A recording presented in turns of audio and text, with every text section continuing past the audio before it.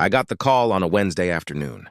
The recruiter from Riverside Power Systems had been chasing me for 3 weeks, and I finally agreed to hear them out. Senior electrical engineer position at their main generation facility. $220,000 a year, plus overtime that could push it past $270. Full benefits, retirement matching, relocation assistance. The kind of offer you don't ignore. The catch? The plant was in Milford. Population 8,000. 2 hours from anywhere you'd call a city. That evening, I sat at the kitchen table with the offer letter in front of me. My wife walked in, still in her yoga outfit from the downtown studio. She poured herself a glass of wine and glanced at the papers. "What's that?" she asked. "Job offer," I said.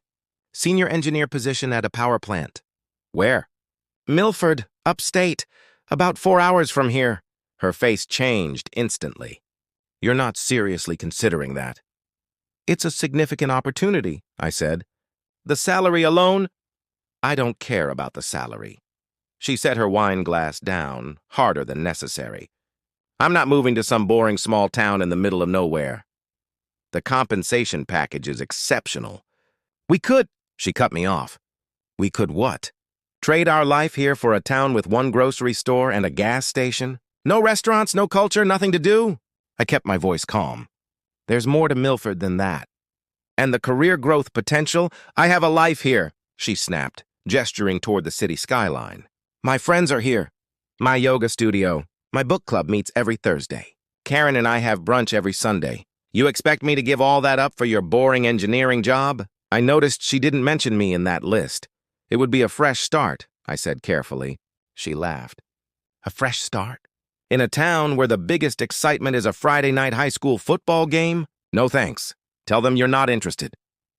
I looked down at the offer letter. 6 years at my current job, barely scraping $85,000. No advancement. No recognition. Meanwhile, she spent freely on boutique fitness classes, weekend trips, designer handbags she wore once. "I'm going to think about it," I said. "Think about what?" "We're not moving." "You're not moving," I corrected quietly. She froze. "Excuse me?" "You're not moving," I repeated. I didn't say anything about me. Her expression shifted from surprise to anger. "Are you threatening me?" "I'm considering a job offer that could change our lives. You've made your position clear. I'm making mine clear, too."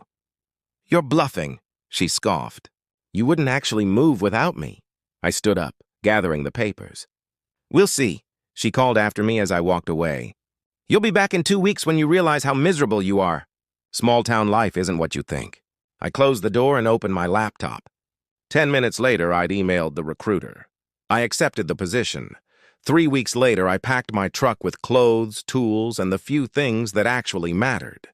She stood in the doorway, arms crossed, convinced I'd be back by the weekend. I didn't look back. Milford wasn't what she imagined. Sure, it was small, but it had grocery stores, restaurants, and people who smiled when you passed them on the street. The power plant? State of the art. Management that actually listened. Co-workers who respected you. Within a week, I'd signed a lease on a 3-bedroom house for $1,500 a month. In the city, we paid $2,800 for an apartment with paper-thin walls. My wife texted that weekend. "How's the boring town?" I replied, "Fine. When are you coming back?" "I'm not." "Very funny. Seriously, how long is this going to last?" I didn't respond. The calls came next. Voicemails, guilt trips, even a mutual friend saying I was being childish. I ignored them all. At work, I started thriving. The team respected me. The town welcomed me. For the first time in years, I wasn't walking on eggshells. My first paycheck in Milford was more than I used to make in a month. I canceled our joint credit card. Her next text came fast. "My card got declined at brunch. Did you cancel it?" "Yes." "How am I supposed to pay for things?" "With your own money." Weeks passed. The anger in her messages turned into curiosity. Then flattery. Then suddenly she was rethinking her stance on small-town life. Frank, my supervisor, laughed when he saw me checking my phone. "Let me guess. Someone back home just realized what power plant engineers make." I smirked. "Seems that way." A month later, she asked to visit. I agreed, one night. Guest bedroom only. She showed up in her Mercedes, looking around like she'd landed on another planet. "This is the house?" "Yep. It's nice, bigger than I expected. $1,500 a month," I said. Her eyes widened. "That's half what we were paying." Inside, she tried to act impressed, but the truth was she was shocked. "I miss you," she said. "I'm sure you do," I replied. She confessed she'd been wrong, that she'd changed her mind, that we could make it work. I asked, was it the house, the town, or the salary? She hesitated. "That's not fair." "It's fair," I said. "And you just answered it." She left the next day, realizing words wouldn't change what she'd lost. Months passed. I settled into my new life, peaceful, productive, fulfilled. No yelling, no guilt, no performance. When she called one last time, her voice was soft. "Do you ever think about what could have been different?" "Sometimes," I said. "Then I remember. You had every chance to choose differently." She sighed. "I know." "Take care of yourself," I said, and hung up. 2 years later, I proposed to someone new. Claire Brennan, a fifth-grade teacher who laughed at my sarcasm instead of rolling her eyes. She didn't care about the paycheck, she cared about me. At our small wedding, my old boss, Frank, gave a speech about second chances. I stood there smiling and realized something. My ex-wife had been right about one thing.